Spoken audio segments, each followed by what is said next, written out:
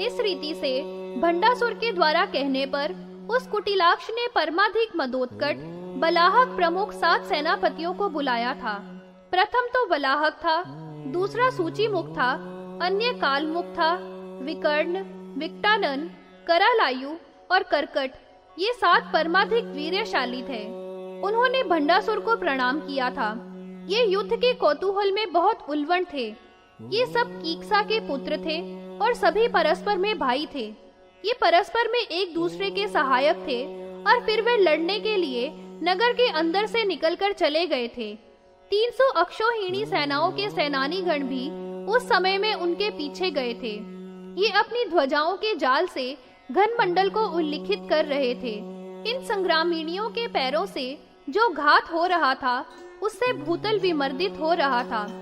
उस समय में इनकी सेनाओं के निर्गमन से इतनी धूली उड़ रही थी कि सभी सागरों का जल सूख गया था।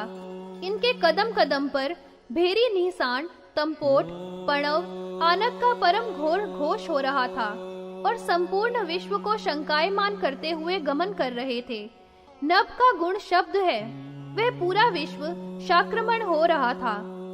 ये मत से उद्धत कैकसय 300 अक्षौहिणी उस सेना को लेकर इस संपूर्ण विश्व में प्रवेश कर रहे थे। वहां से वे ऐसे रवाना हुए थे।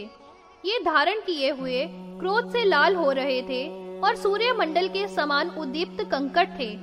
ये शस्त्रों के आभरणों से परम उद्दीप्त थे और इनके दीप्त एवं उधर्व केश थे। ऐसे परम घोर ये वहां से चल दिए थे। संपूर्ण जगत के विजय करने वाले महान भंडासुर के द्वारा परम उद्धत इनको समस्त 7 लोकों का प्रमथन करने के लिए ही भेजा गया था। जीतने की कामना वाले 7 लोकों को विमर्दित करने वाले उसने अपनी दुष्ट बुद्धि से ही महान बलवान इनको ललिता देवी की सेना में भेजा था। ये हाथों में छत्रों को ऊपर उठाते हुए रणस्थल में जा रहे थे और फिर शक्ति सेना से सामने बड़े ही क्रोध के साथ धावा बोल दिया था। बार बार किलकारियों की ध्वनि से दशों दिशाओं को घोषित कर रहे थे तथा जहाँ पर देवी की सेना थी वहाँ पर उद्धत थे। ललिता देवी की सेना भी सन्निध थी और शस्त्र अस्त्रों से वह सेना परम भीषण थी। देवी की सेना भी अपनी भ्रकुटी तानकर कठोरता से शत्रु के समक्ष में हो गई थी। हे मुने, उनमें कुछ तो पाशधारिणी थी, कुछ मूसलों को ग्रहण किए थी, दूसरी चक्रधारिणी थी, कुछ के पास मुद्गर थे तो कुछ पट्टिश लिए थी तथा कुछ धनुष ग्रहण किए थी। ललिता की सेना में संगत अनेक प्रकार की शक्तियां थी। वे सहस्त्रों की संख्या में वहां पर समापतित हो गई थी, मानो दैत्यों के सागरों का पान ही कर रही थी। दैत्यगण कह रहे थे, हे दुष्टाओ, तुम नारियों में महान अधम हो। आओ, तुम पापिनी हो, जो जड़ आशयों वाले हैं उनको ही तुम लोग अपनी माया के परिग्रहों से मोहित कर लिया करती हो। आज तो हम लोग तुम सबको यमराज के घर पर पहुंचा देंगे। हमारे पास ऐसे अत्यंत भीषण बाण हैं जो फूटकार मारते हुए भुजंगों के ही तुल्य हैं। उन्हीं से तुम मृत्यु प्राप्त करोगी। इस तरह से शक्तियों को भर्त्सना देते हुए ही उन दानवों ने युद्ध किया था। किसी शक्ति ने दैत्येंद्र के कंठ को पट्टिश के प्रहार से काट दिया था। काटने से जो उसके कंठ से रुधिर निकला था वह ऊपर की ओर गया था। वहां पर बहुत से गिद्ध लगे हुए थे जिन्होंने एक मंडल सा बना लिया था। उन्हीं के द्वारा यमराज का एक छत्र सा बन गया था। किसी शक्ति ने रण में मुक्त शक्त्यायुत दैत्य को एक ही वाण के द्वारा काट दिया था। एक शक्ति हाथी पर समारूढ़ होकर युद्ध कर रही थी और उसने दुष्ट बुद्धि वाले दैत्य के उरह स्थल में अपने हाथी के द्वारा वप्राघात की शिक्षा की थी। किसी शक्ति ने उस हाथी के जिस पर प्रतिभट बैठा हुआ था कुंभ स्थल में खंग का प्रहार किया था और उस हाथी के स्वप्रिय को मार डाला था। अपने हाथ से छोड़े हुए चक्र के द्वारा किसी असुर के धनुष के 2 टुकड़े करके स्वभ्र की प्रतिमा बना दी थी।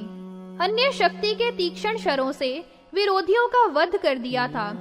कृपाण पद्मा ने अपनी रोमाली में मुद किया था। किसी शक्ति ने मुद्गर के प्रहार से विरोधियों का चूर्ण किया था। उसने अपने रथ के पहिए के नितंब का उसके द्वारा मुद किया था, अर्थात आनंद प्राप्त किया था। किसी दानवों के स्वामी के रथ के कुबर को अपने उग्र खंग के द्वारा छेदन करती हुई अपनी प्रीति का विस्तार किया था। शक्ति की सेना दैत्यों के अंदर प्रवेश कर गई थी और दुर्धर वैत्यों की सेना भी शक्ति सेना के भीतर प्रवेश कर गई थी। नीर और क्षीर के ही समान शक्ति सेना और असुरों की सेना एकदम मिल गई थी। उस समय में युद्ध काल में संकुलाकारता को प्राप्त हो गया था। शक्तियों के खंगों के पात से दैत्यों के गज कटी हुई सूंड और दांत वाले हो गए थे और वे मत महान क्रीड़ों के तुल्य ही हो गए थे। इस प्रकार से वीरों का युद्ध प्रवृत्त हुआ था, जो कि कातरता को प्राप्त होने वाले मनुष्य तो उसका स्मरण करने में भी सर्वथा असमर्थ हैं। और भीषणों का वह शस्त्रों का व्यापार भी महान भीषण तथा दुर्गम था। वलाहक, महागृद्र, वज्रतीक्ष्ण, मुख आदिक, काल दंडोपम, जंगाकांड में प्रचंड पराक्रम, संसार गुप्त नाम वाला आगे पूर्व में समुत्थित हुआ था। उसका धूम की तरह धूसर आकार था और पंखों को जब क्षेपण करता था तब बहुत भयंकर हो जाता था। वह युद्ध करने में दुर्मत अनेक प्रकार के वाहनों के ऊपर आरोहण करके उसने युद्ध किया था। वह दोनों पंखों को फैलाकर भयानक घोषों के द्वारा आधे कोश तक स्थित हुआ था। अंगारों के कुंड की भांति अपनी चोंच को फैलाकर सेना का विदारण करके वह संहार गुप्त महागिद्ध था, जिसके बहुत क्रूर नेत्र थे। रण में धनुष को खींचकर वलाहक को बहुत ऊंचा उठा लिया था।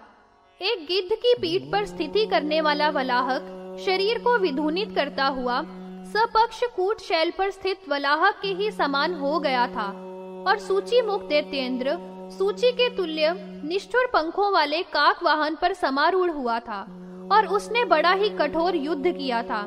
वह मत था और पर्वत की चोटी की भांति उसकी आभा थी। वह चंचू दंड का उद्वहन कर रहा था। वह काल दंड के प्रमाण वाले जंघा कांड से बहुत ही भीषण दिखाई दे रहा था। जमवाल के सदृश द्युति वाला पुष्कर वर्तक के समान था। उसके दोनों पंख एक कोश के बराबर आयत थे। ऐसे पंखों का उद्वहन कर रहा था। सूची मुख पर अधिष्ठित कटुवासित करट शक्तियों के महान मंडल को चोंच के आघात से विमर्दन कर रहा था। इसके अनंतर फलमुख अपने आयुध काल को ग्रहण करके कंक पर समारूढ़ हुआ था और पर्वत की भांति प्रकाशित हो रहा था। विकर्ण नामक दैत्येंद्र सेनापति महान बलवान था। उसने भेरुंड पतन पर समारोहण करके बड़ा भारी युद्ध किया था। अतीव भयंकर प्रचंड कुक्कुट ने पट्टिश नामक आयुध को ग्रहण करने वाले विक्टानन नाम वाले को वहन किया था। कंठ में रहने वाले रोमों को हर्षित करता हुआ और गर्जना करता हुआ वह शक्ति की सेना को देख रहा था तथा उसके नेत्र जाज्वल्यमान थे। ऐसा चरना युद्ध वहां से चल दिया था। करालाक्ष नामक राजा जो छठवां था वह अत्यधिक गरिष्ठ था। वज्र के समान ही उसका घोर निष्ठुर था और प्रेत के वाहन वाला था। वह भी चल दिया था। उसने पहले ही शमशान मंत्र शूर ने उसको संसाधित कर लिया था। ऐसे भूत समाविष्ट प्रेत ने रण में उसका वहन किया था। नीचे की ओर मुख वाले, लंबी भुजा वाले, दोनों पैरों को फैलाए हुए प्रेत के वाहनता को प्राप्त करके कुटिलाक्ष रवाना हुआ था। अन्य जो करट नामक दैत्यों की सेना का स्वामी था वह वेताल के वाहन वाला था और शक्ति की सेना का मर्दन किया था। वह 1 योजन तक आयत था। वह वेताल क्रूर नेत्रों वाला था। इस वेताल की भी सिद्धि शमशान की भूमि में संवस्थित होकर की थी और मंत्र का जाप करके ही की थी। उसके द्वारा आदेशित होकर उसने शक्ति की सेना का मर्दन किया था।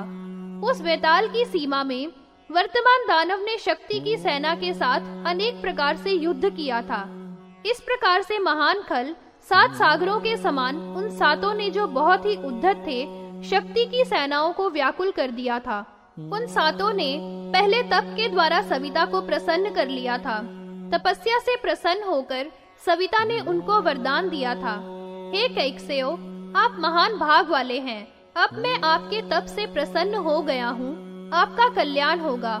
आप लोग कोई भी वरदान मांग लो।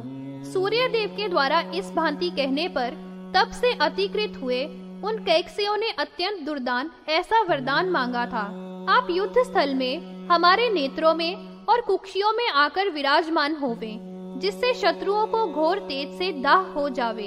हे प्रभु, जब आप तपते हुए हमारी आंखों में सन्निधान करेंगे तो उससे हम जिसको भी देखें वह निश्चेष्ट हो जावे। विपक्ष के योद्धा आपके सन्निधान वाले हमारे नेत्रों से देखे गए होने पर स्तब्ध शस्त्रों वाले हो जाएंगे।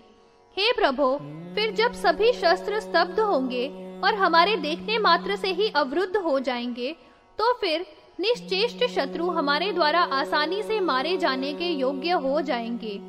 यह पूर्व में ही वर प्राप्त किया गया था और कैकसेयों ने सूर्य देव से ही ऐसा वरदान पा लिया था। इसी वरदान से मध्योदत वे उस युद्ध में गए थे। इसके उपरांत सभी शक्तियां सूर्य के समाविष्ट नेत्रों द्वारा देखी गई थी और स्तब्ध शस्त्रों वाली होकर उत्साहहीन हो गई थी। कीक्सा के पुत्र सातों के द्वारा, जो कि बड़े ही सत्व थे, शक्तियों की सेनाओं के शस्त्रास्त्र विष्टंबित कर दिए गए थे। उनका कुछ भी उद्यम नहीं हुआ था, अर्थात शक्तियां कुछ भी न कर सकी थी। उद्यम किए जाने पर भी उसका कुछ भी प्रभाव नहीं हुआ था, क्योंकि बड़ा भारी शस्त्रों का स्तंभन था। इस विष्टंभ से अभिभूत हुई शक्तियों को चुप ही रहना पड़ा था। फिर दिवस के होने पर वे सब अनेक आयुधों से संयुक्त होकर अपने स्वामी की आज्ञा से समन्वित होते हुए दैत्यों ने शक्तियों की सेना का विमर्दन किया था। वे शक्तियां तो उस समय में शत्रु की सेना के द्वारा निरायुध और निर्व्यापार वाली हो गई थी तथा उन दैत्यों के वज्र कंकट भेदी शरों के द्वारा शुद्ध हो गई थी। दैत्यों के शास्त्रों के समुदायों से विद्ध शरीरों वाली हो गई थी और उनके शरीरों से रुधिर बह रहा था। वे रण में सुंदर पत्तों वाली कंकोल लताओं की भांति शोभित हो रही थी। वे समस्त शक्तियां हाहाकार करती हुई ललिता देवी की शरण में गई थी। ये सभी शक्तियां दैत्यों के द्वारा स्तंभित शस्त्रों वाली होकर रोने लगी थी। इसके अनंतर देवी की आज्ञा से प्रत्यंग रंगिनी दंडनाथा तिरस्कर्णिका देवी उस रण स्थल में समुत्थित हो गई थी। तमोलिप्त नामक सर्वतोमुख विमान पर महामाया ने समारूढ़ होकर शक्तियों के भय को दूर किया था। वह रथ श्याम कांति वाला था, तम से लिप्त और श्याम तुरंगमों वाला था। उस पर तमाल के समान श्यामल आकार वाली तथा श्याम कंचुकी को धारण करने वाली विराजमान थी। वासंती मोहन की अभिख्या वाले धनुष को ग्रहण करके ध्वनि के साथ सिंहनाद करके सर्पों के सदृश बाणों की वर्षा उस देवी ने की थी। वे दैत्यगण कृष्ण स्वरूप से संयुक्त भुजंगों के समान तथा मूसल के सदृश मोहनास्त्र से निकाले गए बाणों को सहन न कर सके थे। इधर उधर महामाया के बाणों से मर्दित होते हुए वे खल, जिनमें बलाहक प्रधान था, परमाधिक प्रकोप को प्राप्त हो गए थे। अनंतर में दंडनाथा के आदेश से तिरस्करिणी अम्बा ने शत्रुओं के युद्ध में अंध नामक महास्त्र को छोड़ा था। सूर्य देव के वर से बड़े ही उद्धत हुए वे बलाहक आदि सातों दैत्य उस अंधास्त्र से अपने नेत्रों को छादित होते हुए धारण किए हुए थे। तिरस्करणी अम्बा के मोहनास्त्र धनुष से निकले हुए बाण के द्वारा उनके नेत्र बंद हो गए थे। अंधे बनाए गए वे सातों वहां पर कुछ भी नहीं देख पाते थे। उनके न देखने से वे शस्त्र का स्तंभन भी क्षीण हो गया था। करों में आयुध लिए हुए उन्होंने फिर सिंहनाद करके दैत्यों के हनन करने की इच्छा से युद्ध किया था। उन शक्तियों ने महान बल वाली उस तिरस्करणी देवी को अपने आगे करके उसके अंधीकरण के उपाय के प्रसंग से बहुत ही प्रसन्न होकर युद्ध किया था। वे सभी शक्तियां यह कह रही थी, हे तिरस्कारिणी अंबिके, हे महाभागे, बहुत ही अच्छा किया। दुरात्मा इन शत्रुओं को आपने जो तिरस्कार किया है वह बहुत ही उचित किया है। आप ही इन दुष्टों के नेत्रों के तिरस्कार करने की महौषध है। आपके द्वारा दृष्टि के बंद होने ही से यह दैत्यों का चक्र पराभूत हो रहा है। हे देवी, यह तो देव कार्य है जो आपने भली भांति किया है। हम जैसी शक्तियों के द्वारा अजय इनमें जो आपने यह व्यसन उत्पन्न कर दिया है, अब आपके ही द्वारा इन महान 7 असुरों को निहत हुआ सुनकर ललिता देवी बहुत ही प्रसन्नता को प्राप्त होंगी। आपके द्वारा ऐसा करने पर दंडिनी देवी भी प्रीति को प्राप्त हो जाएंगी और महाभागा मंत्रिणी देवी भी बहुत अधिक संतोष को प्राप्त हो जाएंगी। इस कारण से अब आप ही इन सातों का युद्धांगन में वध कीजिए। इनकी जो संपूर्ण सेना है उसको आयुध ग्रहण कर हम विनष्ट कर देती हैं। इस प्रकार से कहे जाने पर उन शक्तियों के द्वारा प्रेरित हुई उस तिरस्करणी देवी ने युद्ध कौतुक से तमोलिप्त यान के द्वारा बलाहक की सेना में गमन किया था। उस देवी को आती हुई देखकर उन 7 अधम असुरों ने फिर भी उसी सूर्य देव के दिए हुए वरदान का तुरंत ही स्मरण किया था। वह सावित्र वरदान प्रविष्ट भी हुआ था, जो कि उसके निरोध का विनाशक था, किंतु तिरस्करणी के तेज से वह भी तिरस्कृत हो गया था। वरदानास्त्र के रोष से अंधा तथा महान बल और पराक्रम वाला वह असुर था। अस्त्र से और रोष से अंधे उस महासुर बलाहक के केशों को पकड़कर उस देवी ने अपनी ओर खींच लिया था और अंधे बना देने वाली देवी ने उसका सिर तलवार से काट डाला था। उसका जो वाहन गिद्ध था, उसका भी सिर पत्री के द्वारा काटकर वह तिरस्कारणी देवी सूची मुख के सामने गई थी। उसके सिर को पट्टिश के प्रहार से काट डाला था और शेष जो 5 रहे थे, उनके भी सबके सिर धीरे धीरे उस देवी ने काटकर मौत के घाट सबको उतार दिया था। उन 7 असुरों के मुंड परस्पर में केशों के द्वारा बंधे हुए थे। उनका एक हार सा बनाकर गले में डालकर तिरस्करणी देवी गर्जना कर रही थी। क्रोध से मूर्छित उन शक्तियों ने उन असुरों की संपूर्ण सेना का हनन कर दिया था तथा उनके रुधिर की बहुत सी नदियों को प्रवाहित कर दिया था। बलाहक आदि बड़े बड़े सेनानियों की दृष्टि की रोधन करने के वैभव से, जो कि महामाया अंबिका के द्वारा किया गया था, वहां पर उस समय में बड़ा आश्चर्य हो गया था। मरने से जो भी कुछ बचे थे, वे सब बहुत ही भयभीत होकर, बहुत आर्त होकर शून्यकेश्वर की शरण में रुदन करते हुए पहुंच गए थे और वे महामाया दंडिनी की बारंबार प्रशंसा कर रहे थे और उसकी दूसरी प्रसन्नता से चक्षु प्राप्त करके वे प्रसन्न भी हुए थे। वहां पर जो शक्तियां थी, उन्होंने बहुत अच्छा हुआ यह कहकर अपना सिर हिलाते हुए पद पद पर तिरस्करणी देवी की शलाघा की थी।